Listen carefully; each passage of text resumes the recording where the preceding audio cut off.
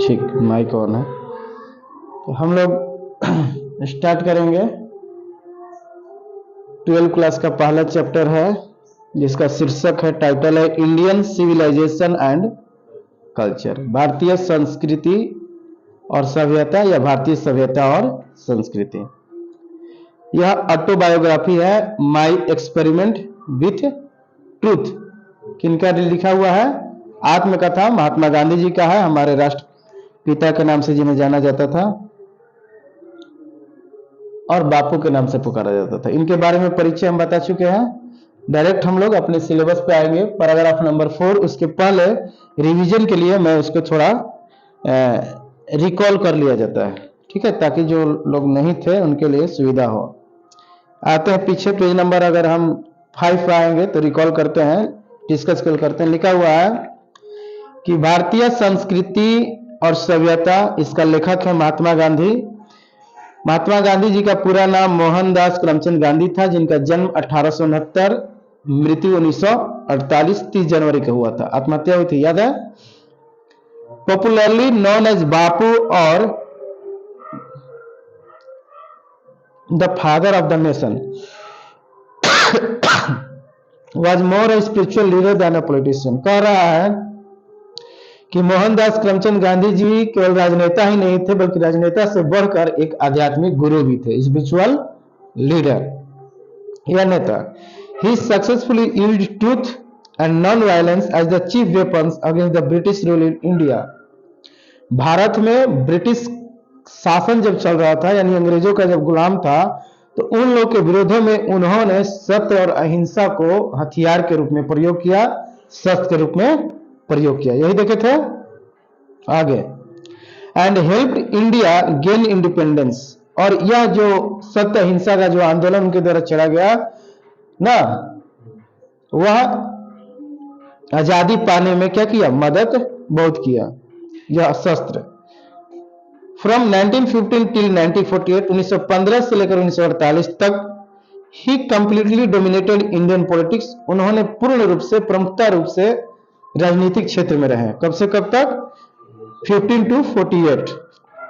At last he died at the hands of a fanatic on 30 जनवरी। कुख्यात अपराधियों के द्वारा 30 जनवरी को उनका क्या हो गया? मृत्यु हो गई, हत्या कर दी गई।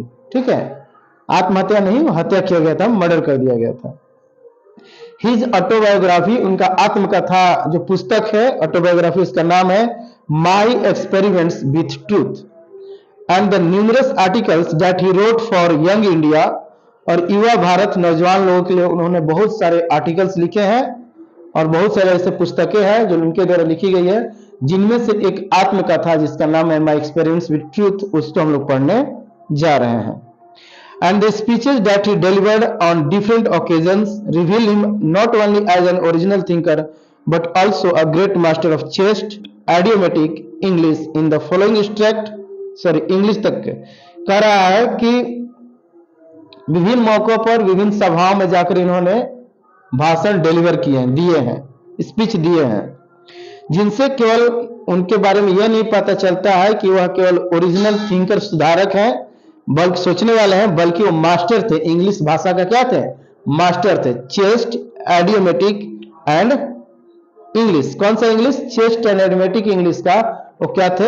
यानी कि मास्टर थे, काबू था, पढ़ लिख कर आए थे बाहर से, उनको अपना कंट्रोल था, उनको नॉलेज था, विजडम था इंग्लिश क्षेत्र में, इंग्लिश लिटरेचर में। आगे लिखा है कि नीचे दिए गए जो एक्सट्रैक्ट हैं, उदाहरण है, उदाहरण लिखवाए थे ना, निकाला हुआ, वो ऑटोबायोग्राफी से लिया गया है, इंडियन सिविलाइजेशन एंड कल्चर जिसका टाइटल है।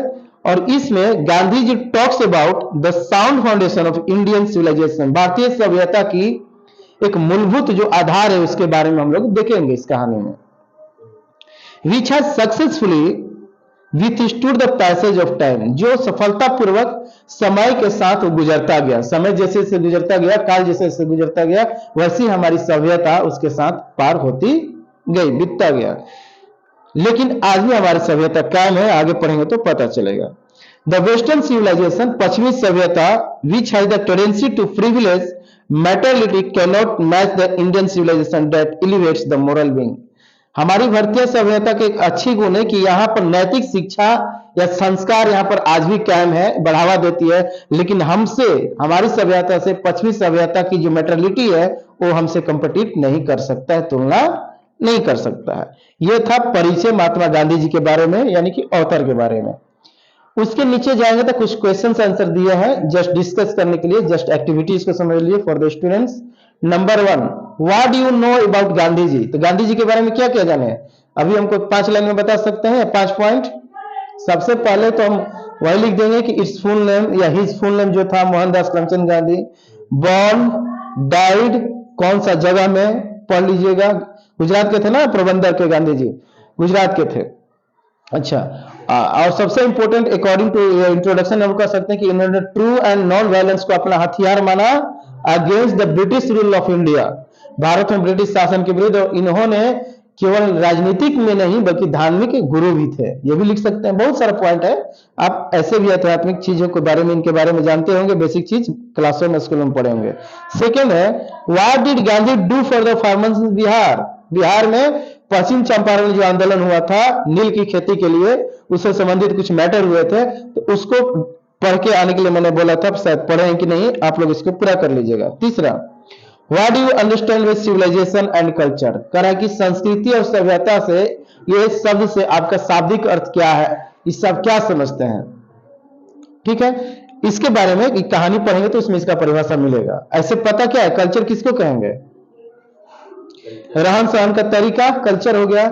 सिविलाइजेशन मतलब यहां पर क्या था और डेवलप होकर क्या हो गया, यही ना, यानी पैसेज ऑफ टाइम को बताएगा। सिविलाइजेशन जो है वो अनादिकाल से अभी आधुनिक काल तक कैसे परिवर्तन हुआ, भारत यहाँ के लोग कैसे रहते थे, और वर्तमान में विविध प्रकार की जो कल्चर है, रहने का तरीका, बोलने का, कपड़ा पहनने का, भाषा है ना, वहां का डांस जो फेमस कल्चर में आता है, परफॉर्मेंस जो आती है, वो सब क्या हो गए, कल्चर हो गए।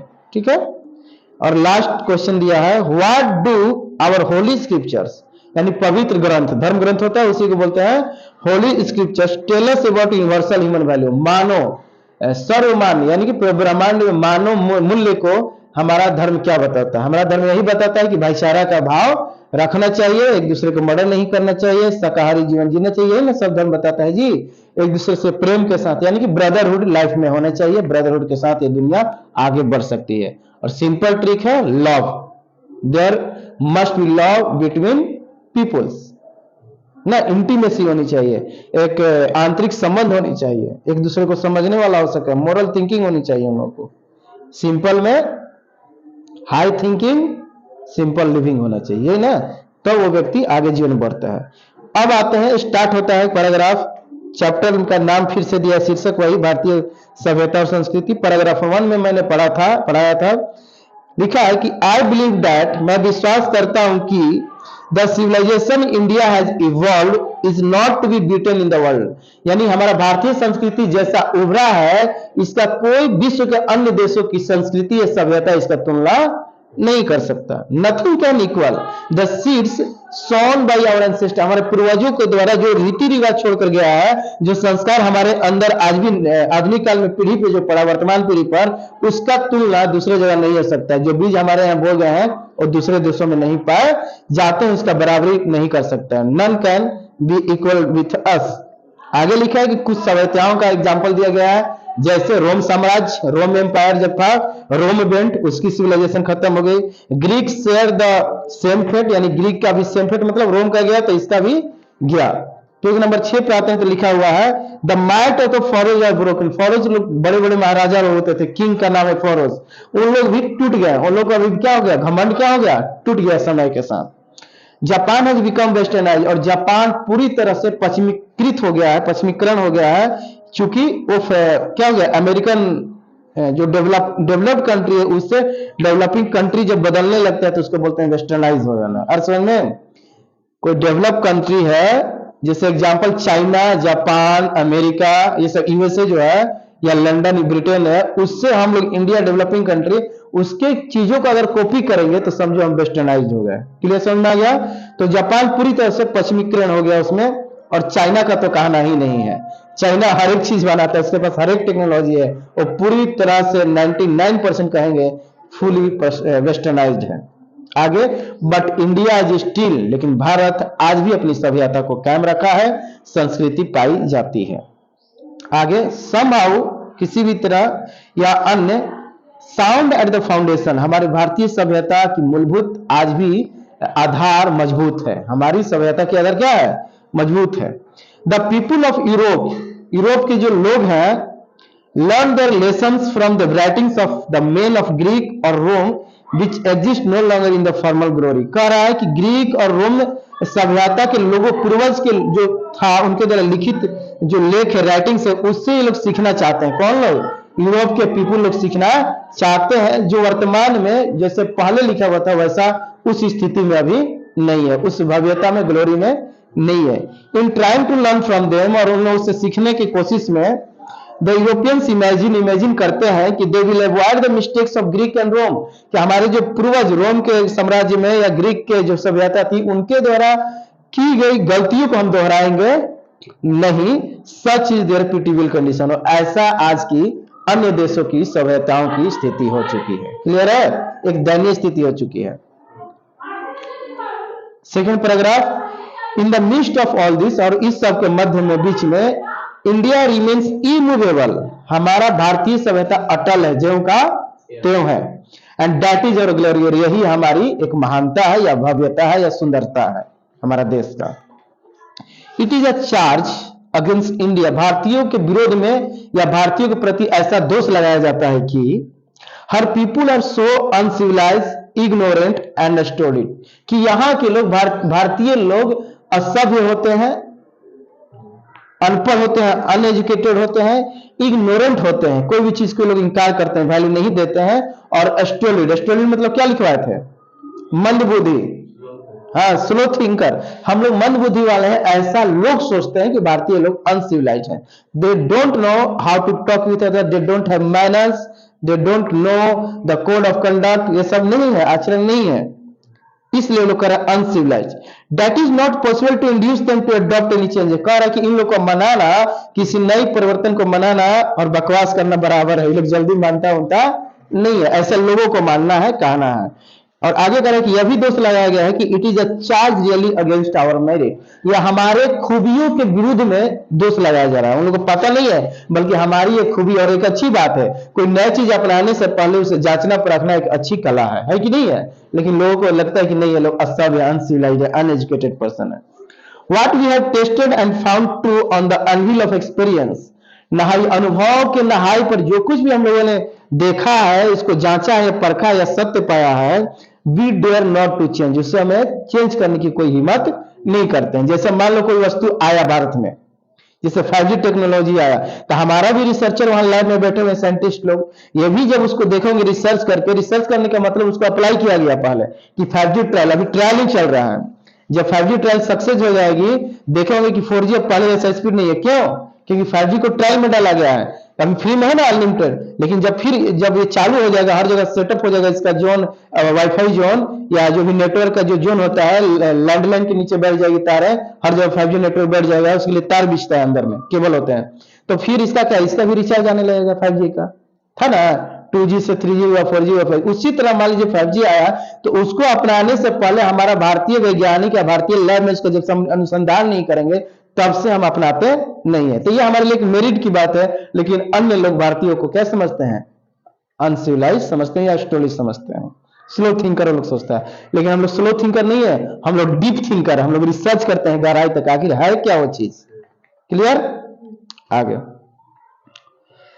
Many thrust their advice upon India, और भारत के विचार पर बहुत सारे लोगों ने विचार दिया, सलाह दिया है। एंड सी रिमेन्स स्टडी, बहुत लोगों ने चाहा कि भारत बदल जाए, लेकिन भारत की सभ्यता ज्यों की त्यों आज भी स्टडी है, स्थिर है। दिस इज हर ब्यूटी, यही हमारा भारत देश का सुंदरता है, सौंदर्य है। And it is the sheet anchor of our hope, और यही हमारी आशा का मूलभूत आधार है। क्लियर है? चलिए अब आते हैं थर्ड में, civilization is that mode of conduct. अब परिभाषा दिया है, अभी पूछ रहे थे ना, व्हाट इज सिविलाइजेशन? सिविलाइजेशन आचरण करने का, व्यवहार करने का एक तरीका है, मोड ऑफ कंडक्ट एक माध्यम है जो पॉइंट्स आउट करता है, बतलाता है to man the path of duty, कर्तव्य पथ, मनुष्य का कर्तव्य का क्या रास्ता है उसको ये क्या करता है, आचरण को बतलाता है, मोड ऑफ कंडक्ट को बतलाता है। Performance of duty and observance of morality are convertible terms. इसमें जो परफॉर्मेंस ऑफ ड्यूटी है, ऑब्जर्वेंस ऑफ मोरालिटी है, ये कौन सा टर्म्स है, बदलने वाली टर्म्स है। मोरालिटी है जो नीति है या जो कर्तव्य करने की क्षमता है, वो बदल सकता है। मान लो मेरे पास जितना बुद्धि उतना ही ना हम काम करेंगे जी। जो स्लो थिंकर स्लो है, जो हाई थिंकर है हाई है। तो उसी तरह परफॉर्मेंस ऑफ ड्यूटी जो है वो बदल सकता है, कन्वर्टिबल चीज है। और मोरल ऑफ थिंकिंग भी कन्वर्टिबल चीज है, नैतिकता चीज। सब लोग तो नैतिक नहीं है, तो कितने लोग असभ्य भी हैं भारत में, है ना, पढ़े लिखे हैं, लेकिन वही जाता है तो फिर बदमाशी करता है महिलाओं के साथ, या भ्रष्टाचार करता है। आईएएस अधिकारी बन के जाते हैं, बड़े बड़े अधिकारी बन के जानते हैं और अपने आप को पीएचडी डिग्री रखे हैं, लेकिन भ्रष्टाचारी में लिप्त है, तो फिर असभ्य हुआ कि नहीं हुआ। तो उस सेंस में बोल सकते हैं कि इंडियंस लोग या कोई भी असभ्य हो सकता है, वेदर इट इज एजुकेटेड और अनएजुकेटेड पर्सन। क्लियर है, आगे। To observe morality is to attain mastery over our minds और पैशंस। करें कि अपने जीवन में नैतिकता को लाना का मतलब है कि अपने इच्छा और अपने क्या बोलते हैं, माइंड पर कंट्रोल पाना, control over your minds and passion. जो व्यक्ति अपने इच्छा और अपने मानसिक पर नियंत्रण कर लिया, समझो वो जीवन में सफल हो गया। अरे समझ में है ना जी। जैसे मान लो हम पढ़ाई करने बैठे हैं और हमारा डिस्ट्रैक्शन इधर उधर जा रहा है, अगर हम उस पर काबू कर लिए तो समझो कि सफल हो गए, चैप्टर का होमवर्क हम याद कर लेंगे, है ना। उसी तरह लाइफ में भी है, जो व्यक्ति पैशन को, अपने मन की इच्छा को और माइंड की थॉट्स को कंट्रोल करता है, अपने अंडर रखता है, समझो वो अपने काम में सक्सेस पा सकता है। आगे, सो डूइंग, और ऐसा करने से वी नो आवर सेल्फ, और ऐसे करने से अपने आप को पता चलेगा कि हम कितने पानी में है। व्हाट वी नो एक्चुअली, हम जानेंगे कि वास्तविकता मेरे पास कितनी ज्ञान है। कब, जब अपनी इच्छा और माइंड को कंट्रोल करके रखेंगे, तब हमारे जीवन में नैतिकता आएगी, मोरल टीचिंग्स आएंगे। आगे, the Gujarati equivalent for civilization means, Gujarati भाषा में सिविलाइजेशन का मतलब होता है अच्छा आचरण। तो आज से कोई पूछेगा व्हाट इज सिविलाइजेशन, तो लिखना या बता सकते हो कि the term civilization means good conduct, अच्छा आचरण, according to Gujarati language. Gujarati भाषा में इसका ट्रांसलेशन किया गया है अच्छा आचरण। ठीक है, आते हैं और आज का क्लास है पैराग्राफ नंबर 4 से भी स्टार्ट करना है। चलिए बढ़ाया, रीडिंग आप लोग। लिखा हुआ है, if this definition be correct, यदि यह परिभाषा सही है, as so many writers have shown, has nothing to learn from anybody else and this is at it should be. कह रहा है यदि यह परिभाषा सही है तो भारत को या भारत के जैसे अनेक लेखकों ने दिखाया है, किसी से कुछ सीखने की जरूरत नहीं है, यह वैसे ही है जैसा इसे होना चाहिए। सुन लो, यह जो परिभाषा है बहुत सारे लोगों ने अपना अपना विचार दिए हैं, अलग अलग तरह से परिभाषा दिए हैं। होता है ना, जैसे मान लो कोई थ्योरी होता है, तो वो आया साइंटिस्ट तो अपना थ्योरी दिया, उसी में कुछ मॉडिफाई करके अन्य काल में दूसरे साइंटिस्ट आते हैं तो वो अपना थ्योरी देते हैं, उसी को रियल वही रहता है, ई बराबर एमसी स्क्वायर, लेकिन उस पर अप्लाई कर करके न्यू थ्योरी या न्यू न्यूमेरिकल बनाते हैं, अपना कंसेप्ट लोग देते हैं, उसी को अप्लाई करके न्यू कंसेप्ट देते हैं। उसी तरह कह रहा है कि भारत में सिविलाइजेशन को करने के लिए यह कह रहा है कि यदि ऊपर वाली परिभाषा जो अभी दिखे थे, तीसरा सिविलाइजेशन का पूरा अगर कोई पूछेगा तो तीसरा पैराग्राफ ही सिविलाइजेशन का परिभाषा है। क्लियर है, तो ऊपर में यदि यह परिभाषा सही है तो भारत में से बहुत सारे लोग हैं जो दिखाए हैं कि परिभाषा क्या होती है, यानी कि लिखे हैं। सन मतलब यहां दिखाना नहीं, रिटेन हो जाएगा। Has nothing to learn from anybody, दूसरों से सीखने की कोई जरूरत नहीं है। This is at it should be, यह वैसा ही है जैसा होना चाहिए। क्लियर है, यानी सिंपल परिभाषा वही है जो ऊपर हम लोग पढ़े हैं कि यह क्या है, मोड ऑफ कंडक्ट है, आचरण या व्यवहार करने का एक तरीका है civilization. Clear. Fifth one, we notice that the mind is restless bird, हम लोग जानते हैं या ऐसा महसूस करते हैं कि मनुष्य का जो माइंड है यह बेचैन चिड़िया है। क्यों ऐसा बोल रहे हैं महात्मा गांधी जी, रेस्टलेस बर्ड क्यों ऐसा संज्ञा दिया गया है? क्यों? क्योंकि अभी हम यहां पढ़ा रहे हैं, लेकिन अभी मेरा माइंड घर भी जा सकता है, अमेरिका में भी हम कल्पना में खो सकते हैं। इसलिए ये माइंड इतना तेज है, बहुत फास्ट है कि अभी ये बेचैन रहती है। ये माइंड हमारा क्या रहता है, चिड़िया बेचैन रहता है। माइंड कह सकते हैं या इसको मन कह सकते हैं। मन क्या है, बहुत बेचैन रहता है, वो एक जगह स्थिर नहीं रहता। यहाँ पढ़ रहे हैं लेकिन मन कहीं घर पे है, बाजार में है, ऐसा होता है कि नहीं, हकीकत है। इसलिए ऐसा बोला गया है कि माइंड जो है वो रेस्टलेस बर्ड है, बेचैन चिड़िया, उसको एक जगह स्थिर नहीं रहता। आंख जब से बंद नहीं करिएगा, मेडिटेशन नहीं कीजिएगा, तब तक से मन एक जगह नहीं रहेगा। वही कह रहा है। आगे बढ़ूं।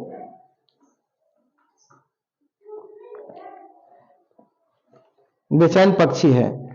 क्यों ऐसा कहा जा रहा है? लिखा है कि the more it gets the more it wants and still remains unsatisfied. देखो ध्यान से, मन ऐसा चीज है जिसको जितना अधिक दे दो, मोर पॉजिटिव मन लगता है, मोर इसको जितना अधिक हम देंगे उतना इसका इच्छा और बढ़ेगा। पॉजिटिव में इसका वांट्स बढ़ेगा, चाह बढ़ेगी। मनुष्य एक लालची प्राणी होता है।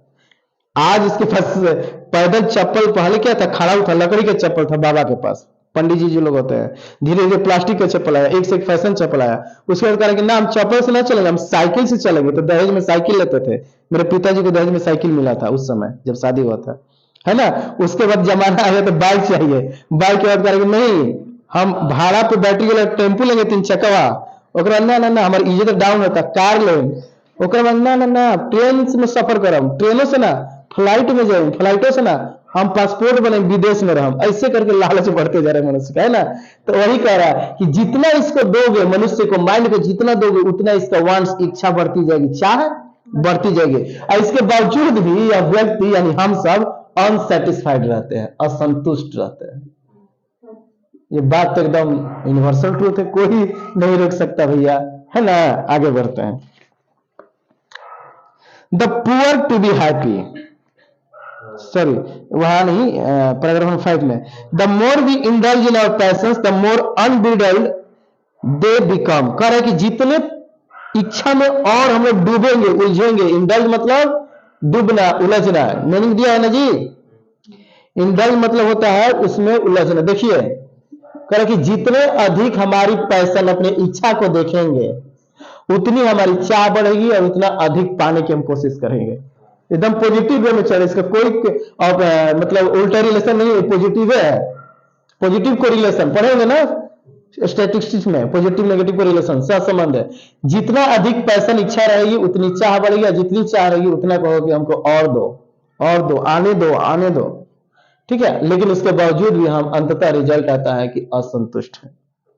वही लिखा है कि the more we indulge in our passion, जितने हम अपनी इच्छाओं को मानेंगे, अपनी इच्छाओं को पूरा करने की कोशिश करेंगे, द मोर अनब्रिडल दे बिकम, उतना वो अनब्रिडल है। अनब्रिडल का मीनिंग क्या दिया हुआ है जी? बेलगाम। घोड़ा को देखा चलता है तो लगाम लगाया जाता है। अगर घोड़ा का लगाम निकाल देंगे तो घोड़ा कहां चल जाएगा, उसको कोई कंट्रोल नहीं कर सकता। उसी तरह अनब्रिडल का मतलब होता है बेलगाम, अनकंट्रोल्ड, अनकंट्रोल्ड। क्लियर है? अनकंट्रोल, बेलगाम हो जाएगा, यानी कि वो अनियंत्रित बोल सकते हैं, ना। अनियंत्रित, नियंत्रित, अनियंत्रित। यहां तक समझ में आ गया? आगे, आवर एंसेस्टर्स, हमारे पूर्वजों ने, देयरफॉर, इसलिए, set a limit of our intelligence, हमारी पूर्वजों ने हमारे आसक्ति की एक सीमा बांधा है। इंटेलिजेंस मतलब कि किसी के प्रति उसमें जूझे रहना। इंडल्ज, NDULG था, इंडल्ज, इंडल्जेंस। देखिए इंडल्जेंस मीनिंग लिख लीजिए, जिसको नहीं पता है, आसक्ति इसको बोलते हैं। शुद्ध मीनिंग दिया हुआ है आसक्ति। करे कि इसलिए हमारे पूर्वजों ने आसक्ति की एक सीमा निर्धारित कर दी थी। वो लोग अपने आप को सीमित रखते थे, गांव में रहते थे, खेती करते थे, अपने पसीना का, कमाई का फल खाते थे, अनाज खाते थे। ज्यादा उनके अंदर इच्छा नहीं होती थी कि हमको सेव चाहिए, अनार चाहिए, या चाउमीन चाहिए, या डोसा चाहिए। इस समय तो होता भी नहीं होगा। यानी सिंपल अपनी इच्छाओं को लोग कंट्रोल करके रखते थे। क्लियर है? तो वही कह रहे कि हमारी इंटेलिजेंस को हमारे पूर्वजों ने, आसक्ति को, अपने मन की इच्छाओं को दबा कर रखा था, सीमा थी। वही लिखा हुआ है कि our ancestors therefore set a limit to our intelligence. ठीक है, हमारे पूर्वजों ने अपने मन की इच्छाओं को मार दिया था। यानी कि जो इच्छा करता था वो नहीं करता था, जितने थे उतने में संतुष्ट थे। परम सुखम धर्म, ये मेरा टाइटल है, यही धर्म है, परम सुखम धर्म। आगे, they saw that happiness was largely a mental condition। वे लोग देखें कि खुशी जो होती है एक मानसिक स्थिति होती है। खुशी क्या चीज है? मन की स्थिति को ही खुशी होती है। मानसिक स्थिति, मेंटल स्थिति, मनोस्थिति बोलते हैं इसको, मनोस्थिति। तो हैप्पीनेस क्या है, खुशी क्या है? तो सिंपल मन की स्थिति एक है। समझ रहे हैं? अगर मन चंगा तो कठौती में गंगा, जिसको कहता है सब ना, उसी तरह अगर मन खुश रहेगा तो तुम्हारे जीवन में क्या है, सब कुछ खुशी है। अगर ये माइंडेड डिस्टर्ब है, मान लो आज कुछ घटना घट गई तो पूरा दिन क्या रहेंगे, उसी के बारे में सोचेंगे तो नेगेटिव थॉट्स आएंगे। तो वही कह रहा है कि मेन कंट्रोल कौन करता है, माइंड। कौन करता है, माइंड। वही कह रहा है कि दे सा दैट, हमारे पूर्वजों ने देखा कि जो खुशी है वह विस्तार रूप से एक मानसिक स्थिति है, मेंटल कंडीशन। खुशी कोई और चीज नहीं होती, मन की स्थिति है। अगर उसको लाइक वाला, अगर माइंड को जो पसंद है लाइक्स चीजें उसको मिलेगी तो खुश रहेगा, और इसको जो नहीं पसंद है डिसलाइक्स मिलेगा तो मतलब सैड रहेगा। ये ना, यानी सिंपल मेन मुद्दा हमारा मन है या माइंड है। क्लियर हो गया ये पैराग्राफ नंबर 4? कोई डाउट है 5 में? चलिए आगे बढ़ते हैं 6 पे। हिंदी अगर मैं पढ़ देता हूं, सुन लीजिए। हम देखते हैं कि मन एक बेचैन पक्षी है, इससे जितना अधिक मिलता है उतना ही अधिक पाना चाहता है और फिर भी असंतुष्ट रहता है।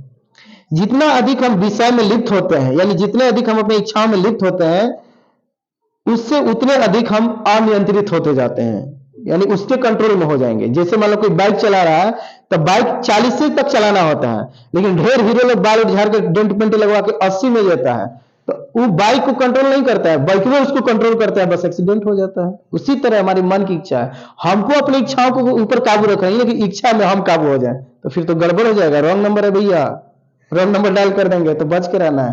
मन को जो काबू कर लिया वही सफल व्यक्ति बन गया। लिखा है, इसलिए हमारे पूर्वजों ने आसक्ति की एक सीमा निर्धारित कर दी थी। उन्होंने देखा कि खुशी एक मानसिक अवस्था है। क्या है? एक मानसिक स्थिति है। सिंपल बोलेंगे मेंटल कंडीशन, मनोस्थिति। क्या बोलेंगे? मनोस्थिति। आते हैं आगे paragraph number 6। A man is not necessarily happy because he is rich. एक व्यक्ति को इसलिए खुश नहीं रहना चाहिए या यह साबित नहीं करता है कि वह धनी है तो उसके पास खुशी है। ये कोई साबित नहीं, गलत धारणा है। अब मैन इज नॉट नेसेसरी, ये जरूरी नहीं है कि वो व्यक्ति धनी होगा तब वो खुश होगा। अरे समझ में, एक गरीब व्यक्ति, एक किसान व्यक्ति भी हम लोगों से ज्यादा सुखी शांति से लोग घर में रहते हैं। रहते हैं कि नहीं रहते हैं? ये सच्चाई है। Our unhappy because he is poor, या वह गरीब है इसलिए उसे, ये दो चीज बता रहे थे। देखिए, कह रहा है कि जरूरी नहीं है कि एक व्यक्ति जिसके पास पैसा है, रिचनेस है, समृद्धि है, वो हैप्पी रहे, प्लस पॉइंट रहे उसकी जिंदगी में, या वह मैन जिसके पास गरीबी है, वो पुअर है, ये जरूरी नहीं कि उसके माइंड में निगेटिव यानी कि वो क्या सैडनेस रहे उसके जीवन में। ये जरूरी नहीं है, ये गलत धारणा है। समझ में आ रहा है?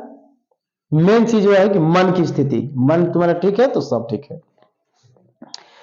The rich are often seem to be unhappy. कह रहे कि बड़े बड़े बिजनेसमैनों को देखेंगे, धनवानों को देखेंगे, सेठों को देखेंगे, बड़े बड़े दुकानदारों को देखेंगे, बेचैन रहता है। हाँ, ऑर्डर आ गया, हाँ ट्रकवा कहाँ पहुंचा, कितना माल उतरा, नौकरवा को पैसा दिया है कि नहीं, स्टाफ को पैसा दिया कि नहीं, वो खाना खा कर आया कि नहीं, कौन ड्यूटी पे है कौन नहीं है, कितना चिंता है। लेकिन वही व्यक्ति जो किसान है, चुपचाप टाइम से गया, दिन भर मेहनत किया, मजदूरी मिला था 250-300 अपना लिया, खाया पिया, एक पैक में रस हो गया। यही ना होता है इसके मजदूर लोगों को। क्या है? शांति है उनके जीवन में, है ना।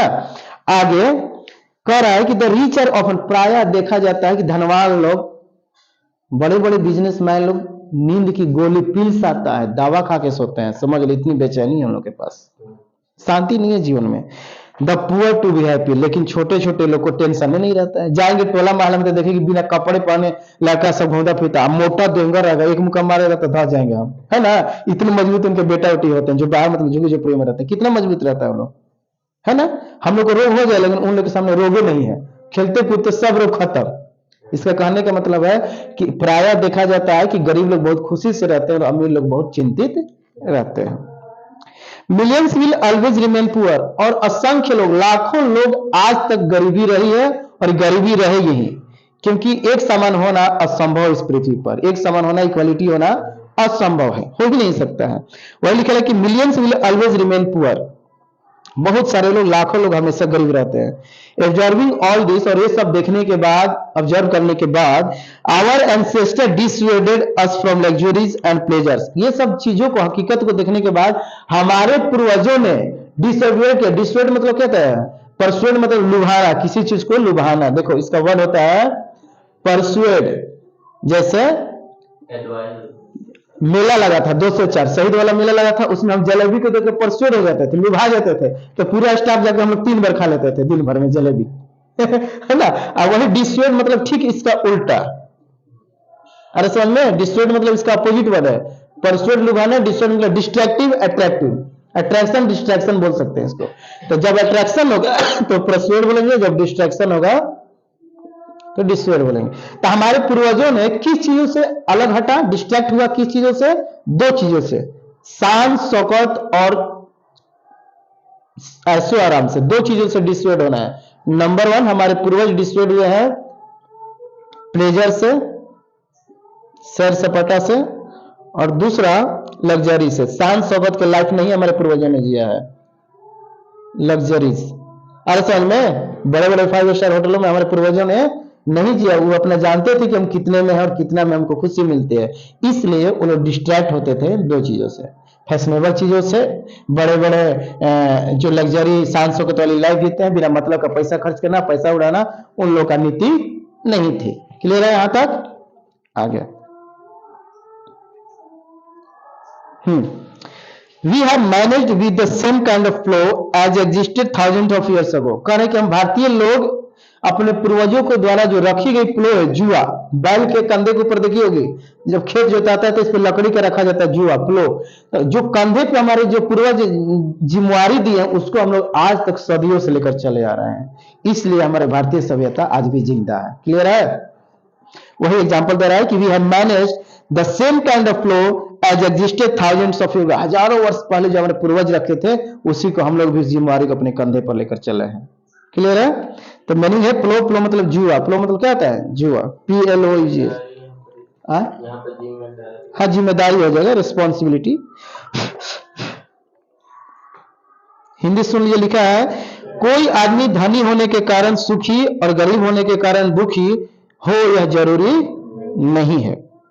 धनी प्रायः दुखी और गरीबी सुखी देखे जाते हैं। लाखों लोग सदैव गरीब रहेंगे, यह बात सत्य है। और इन सभी बातों को देखते हुए हमारे पूर्वजों ने विलासिता और भोग विलास के जीवन से बचने की सलाह दी है नौजवान पीढ़ियों को या मॉडर्न युवा को। आगे लिखा है कि हमने उन मान्यताओं को आज भी बरकरार रखा है जो 1000 वर्ष पूर्व से चले आ रहे हैं।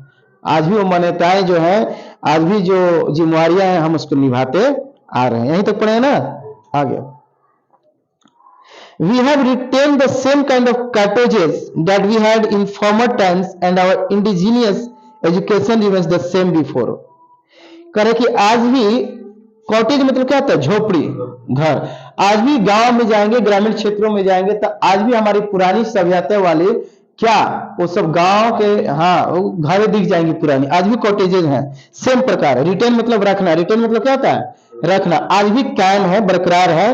और डेट जो कि पहले पूर्वज के समय में, पहले फॉर्मर टाइम्स एंड आवर, पहले के समय में जैसा घर होता था, वैसा आज भी भारत के ग्रामीण क्षेत्रों में जाएंगे तो वैसा दिखाई देता है, या मिल जाएगा घर को देखने में। आगे, हाँ, our indigenous education remains the same as before. हमारे जो भारतीय जो शिक्षा थी, आज भी वो ज्यों का त्यों है। इंडिजिनियस मतलब भारतीय शिक्षा। ठीक है, यहां पर लिखा हुआ है, मैं बता देता हूं।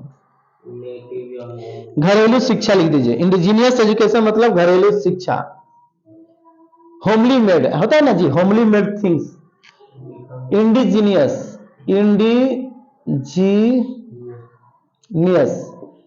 एजुकेशन मतलब घरेलू शिक्षा। आज भी हमारे घर में शिक्षा दी जाती है कि माता पिता का, बड़ों का आदर करना चाहिए, बड़ों का पैर छूना चाहिए, है ना? यही ना जी, बड़ों का हम लोग का आदर सत्कार देना चाहिए। आज भी हमारे यहाँ सिखाई जाती है, यानी इसी को बोलते हैं घरेलू शिक्षा। ठीक है, आगे। आज भी हमारे देश में घरेलू शिक्षा कायम है, रिमेन्स है, यानी सेम अभी चल रहा है। We have no system of live coding competition. हमारे यहाँ भारत में लाइव कोडिंग कंपटीशन का क्या है, यहाँ पर वो सिस्टम नहीं है। प्रतिस्पर्धा वाला जीवन शैली लिखा है कि जीवन को धीरे धीरे नष्ट करने वाली, लाइफ कोडिंग मतलब नष्ट करने वाला, बर्बाद करने वाला। लिख दीजिए, लाइफ कोरोडिंग मतलब, लाइफ मतलब जीवन को नष्ट करना, लाइफ कोरोडिंग। हाँ, लाइफ कोरोडिंग। हमारे यहाँ जो संस्कृति है या जो सिस्टम है, प्रथा है, वो जीवन को धीरे धीरे बर्बाद करने वाली नहीं है। बल्कि अन्य देशों में जीवन को बर्बाद करते जा रहे हैं, यानी संस्कृति लोग खोते जा रहे हैं। और उसका प्रभाव आज इंडिया में पड़ भी रहा है। आजकल के लड़के उसके प्रभाव में आते आते अपने आप को क्या कर रहे हैं, लाइफ को कोरिड कर रहे हैं। कोरिड मतलब जैसे इसको पढ़ी होगी, तुम लोग भूगोल में पढ़ी होगी, जब बाढ़ आता है तो सॉइल जो क्या होता है, कोरिड्स होता है, अपर्दन होता है, बढ़ जाता है, लेयर उसका बढ़ जाएगा, नदी का सीमा बढ़ जाएगा, तो उसी को कोरिडोर मतलब खत्म कर देना, नष्ट कर देना। तो लाइफ कोरिडिंग का मतलब कि वेस्टर्नाइज जितने हम ज्यादा होंगे उतने एक तरफ से देखेंगे तो एक तरफ से तो मेरे लिए अच्छा है, फैशनेबल चीज, टेक्नोलॉजी अच्छा है, लेकिन दूसरे तरफ से उसका दुष्प्रभाव हमारे पर्यावरण पर पड़ता है, हमारे मवेशियों पर पड़ता है कि नहीं पड़ता है। इसलिए कहा गया है कि वेस्टर्नाइज थिंग्स जो है वो लाइफ कोरिडिंग है, धीरे धीरे नष्ट करने वाली शैली है, जीवन शैली। क्लियर है? वही लिखा है कि जीवन को धीरे धीरे नष्ट करने वाली प्रतिस्पर्धात्मक जीवन शैली को हमने प्रश्रय नहीं किया है, हम लोगों ने फॉलो नहीं किया है। हम भारतीय फॉलो नहीं किए हैं वैसे चीजों को जो कॉम्पिटेटिव में चल रहा है, आज कंपटीशन में चल रहा है ना, 4G 5G 6G कंपटीशन है, वही कह रहा है। मैं पढ़ देता हूं, सुन लीजिए। We have no system of life corroding competition, हमारे पास वैसा कंपटीशन नहीं है जो जीवन को धीरे धीरे नष्ट करता हो। Each followed his own occupation और trade and charge a regular wage. हमारे भारत में चले जाइए या अभी मान लीजिए बाजार में ही निकलते हैं, कुर्था बाजार में, तो हम देखेंगे विभिन्न प्रकार के लोग व्यापारी लोग हैं, सब लोग अपना अपना चार्ज रखा है, मूल्य रखा हुआ है, और सब लोग अपना पैसा करता है, उसका अपना मजदूरी लेता है।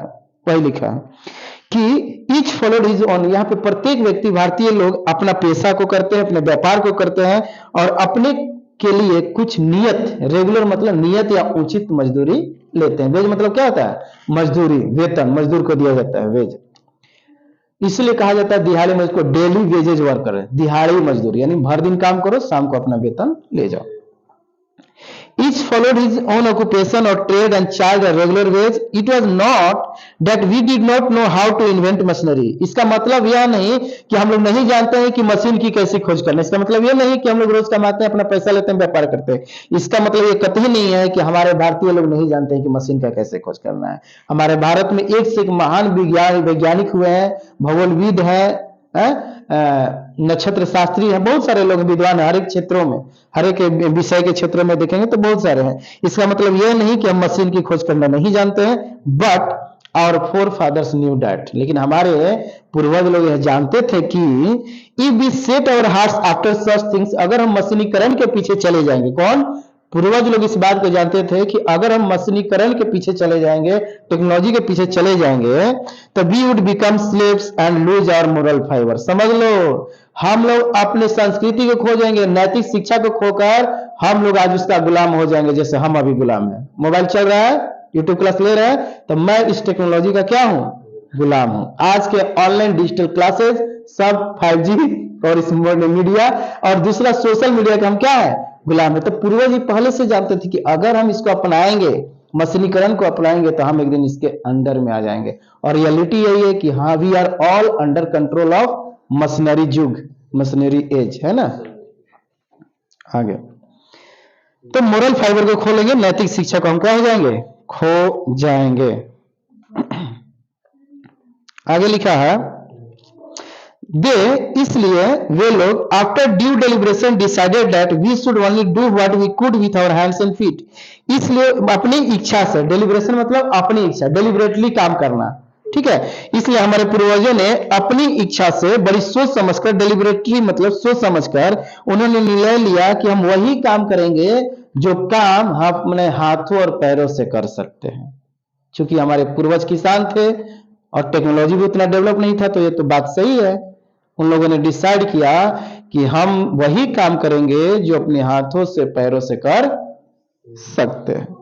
आगे बढ़ूं, दे सॉ दैट, उन्होंने देखा कि our real happiness and health consisted in a proper use of our hands and feet.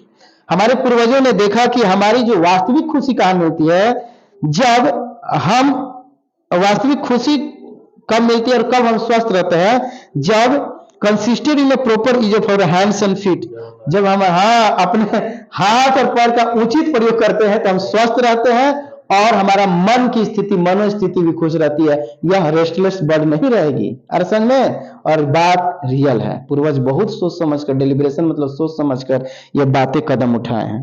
अब मैं इसको थोड़ा हिंदी ट्रांसलेशन पढ़ लेता हूं ताकि पैराग्राफ नंबर 6 क्लियर कंसेप्ट हो जाए। सुनिएगा ध्यान से। कोई आदमी धनी होने के कारण सुखी और गरीब होने के कारण दुखी हो यह जरूरी नहीं है। धनी प्रायः दुखी और गरीब ही सुखी देखे जाते हैं। लाखों लोग सदैव गरीब रहेंगे, यह बात सत्य है।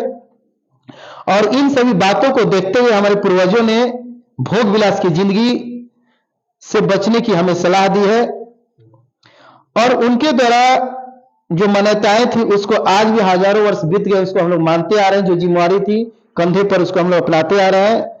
हमने आज भी वैसा ही भर रखा है जो पूर्व में था। जैसे पूर्व में था आज वैसे ही हमारे यहाँ ग्रामीण क्षेत्रों में जाएंगे तो कॉटेजेस पाए जाते हैं। और हमारी घरेलू शिक्षा भी वैसे ही है जैसे पूर्व में थी। हमारा जीवन आज जीवन को धीरे धीरे नष्ट करने वाली प्रतिष्ठात्मक जीवन शैली भारत में नहीं है, लेकिन अब होती जा रही है। लिखा है सभी अपने अपने व्यवसाय को यहां करते थे भारत में और उचित मजदूरी पाते थे। और ऐसा नहीं था कि हम मशीनों का आविष्कार नहीं कर सकते हैं या अच्छी तरह से इसके बारे में हम कुछ जानते नहीं है, बल्कि यदि हमने ऐसा किया तो हमारे पूर्वज जानते थे कि हम गुलाम हो जाएंगे और हमारी नैतिकता खो जाएगी। मोरल फाइबर्स क्या हो जाएंगे? खो जाएंगे। मोरल टीचिंग्स खो जाएंगे। मोरल लेसन हम खो जाएंगे। इसलिए उन्होंने किन्होंने हमारे पूर्वजों ने काफी सोच समझकर डेलिब्रेशन के साथ निर्णय लिया कि हमें वही करना चाहिए जिसे हम अपने हाथों या पैरों से कर सकें। हमारे पूर्वजों ने देखा कि हमारी वास्तविक खुशी और स्वास्थ्य शरीर कब रहेगा जब अपने हाथों पैरों को उचित प्रयोग करेंगे काम करने में तब। नेक्स्ट पैराग्राफ में मूव करेंगे। 10 मिनट से 10 मिनट्स में खत्म कर देना है पैराग्राफ 8 तक।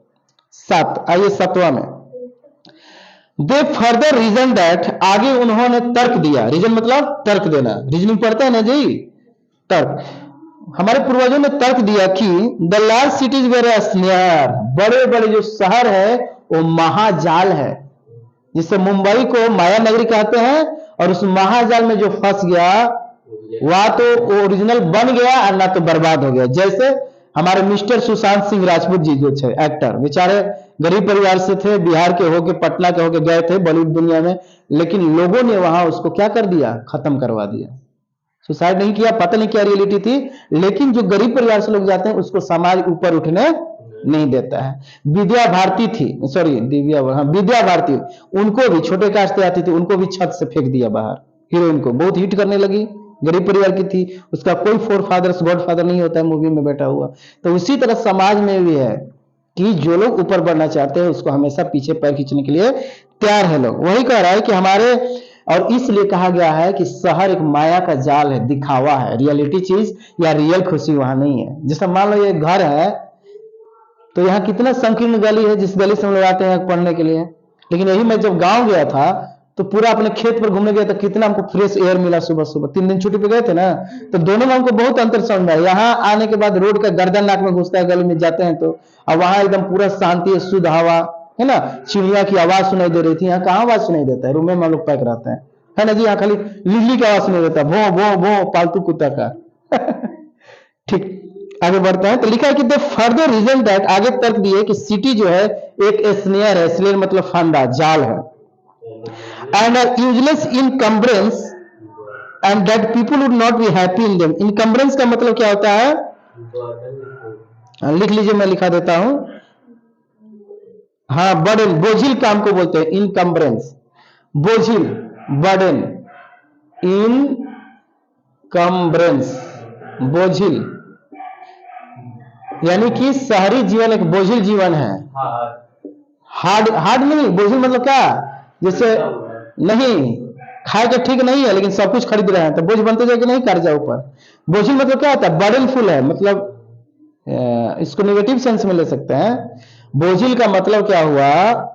एगो काम किए नहीं तो दूसरा काम करना है। जैसे मान लो शहर में रेंट दिए नहीं तो दूध का पैसा, फिर बिजली का बिल, फिर वाटर बिल, तो क्या है? मतलब परेशान रहना। बोझिल का मतलब क्या है? हाँ, उलझते गए उसमें, हम लोग सुलझ नहीं रहे जेल में। हाँ, चूंकि वो जाल है, शहर जाल है तो उसमें उलझना है। इसलिए लिखा है कि आगे उन लोगों ने विचार किया और तर्क दिया कि बड़े नगर बोझिल और एक बेकार जाल की तरह है। क्लियर है? बेकार, यूजलेस मतलब क्या होता है? बेकार। That people would not be happy in them, और उसमें शहरी लोग कभी खुश नहीं रह सकते हैं। And there would be gangs of thieves, और शहर में चोरों का गैंग चलता है, बात सही है। एंड रॉबर्स, डाकुओं का। एंड सबसे बुरी बात है प्रोस्टिट्यूशन, वेश्यावृत्ति, जो देह व्यापार करती है, शहरों में उन लोगों का अड्डा होता है।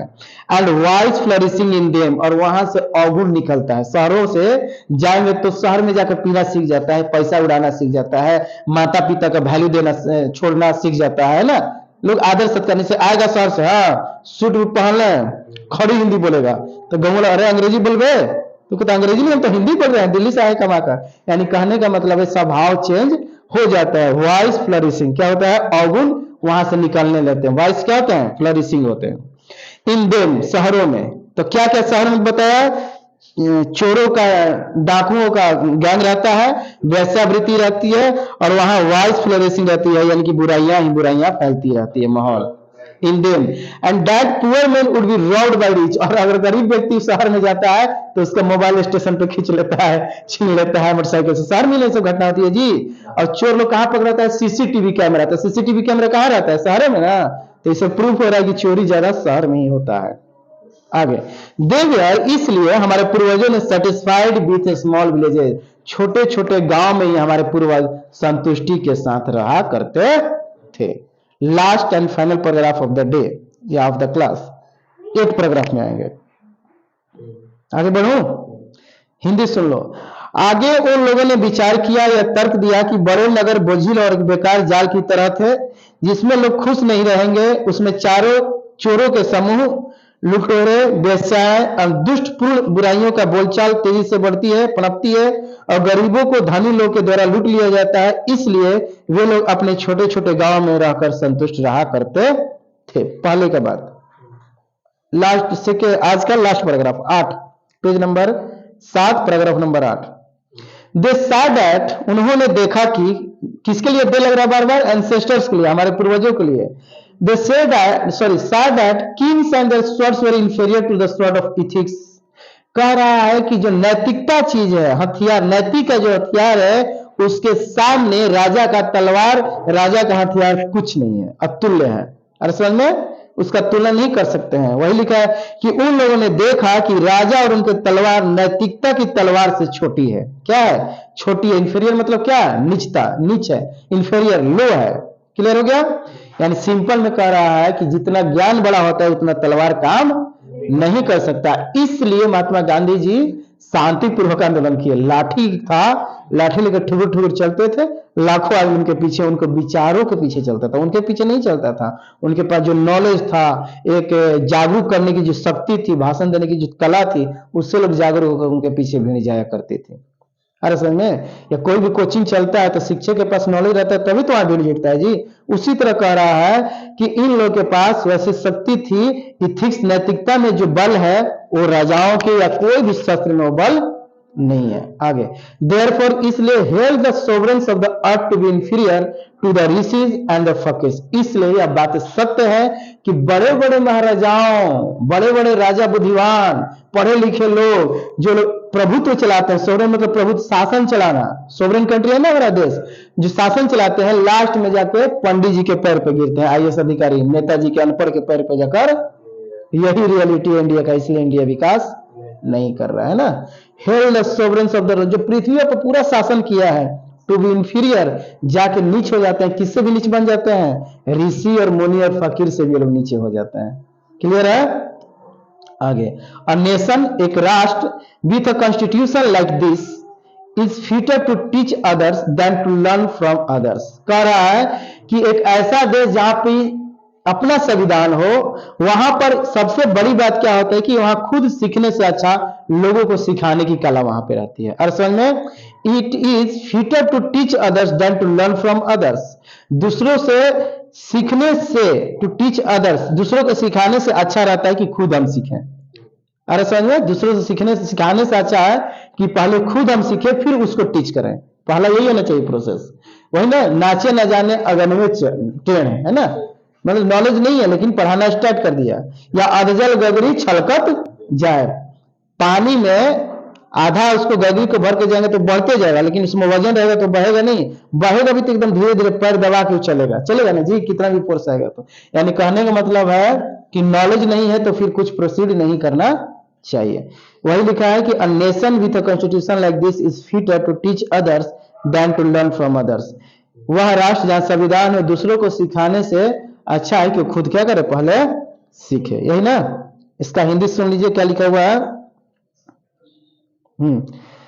और इसलिए उन्होंने ऋषि और फकीरों को अधीन रहकर इस धरती पर शासन किया। अ nation with constitution like this, ऐसे संविधान से परिपूर्ण एक देश, एक राष्ट्र दूसरे से सीखने के बजाय उन्हें शिक्षा देने के सिखाने में क्या है, कुशल है। वैसा देश जहां संविधान है सीखने के बजाय दूसरों को भी सिखा सकता है। जहां संविधान के अनुसार चल रहा है देश, वो क्या कर सकता है, सिखा सकता है। आगे बढ़ो, चलो last. This nation head courts, हमारे भारत में न्यायालय है, वकील हैं, डॉक्टर्स हैं, but they were all with in bounds, लेकिन सबकी अपनी परिसीमा है, सब अपने लिमिट में रहते हैं, बाउंड्स में रहते हैं। Everybody knew that the professions were not particularly superior, सब लोग जानते हैं कि हर एक आदमी का पेशा वही बड़ी चीज नहीं है, सुपीरियर नहीं है खास करके। मोरेवर, अधिक क्या चीज है, these vakils and vaids did not rob people, ये वकील ये वैद होते हैं, उस समय का बात कर रहा है, वो लोगों को लूटते नहीं, लेकिन आज सब लूट रहा है, वर्तमान में सब लूट रहा है। जो वैद होते थे पहले दवा भी वैद लोग ही करते थे, आयुर्वेदिक चीज, पत्ता बुक कर मसाला से सील पे बुक के दवा दे देते थे वैद्य लोग, है ना। पहले वकील लोग रियल होते थे जो गरीब आदमी के लिए लड़ते थे, लेकिन आज क्या है, धन कमाने के लिए झूठा को सच, सच को झूठा बना दी जाती है, हकीकत यही है। आगे बढ़ो।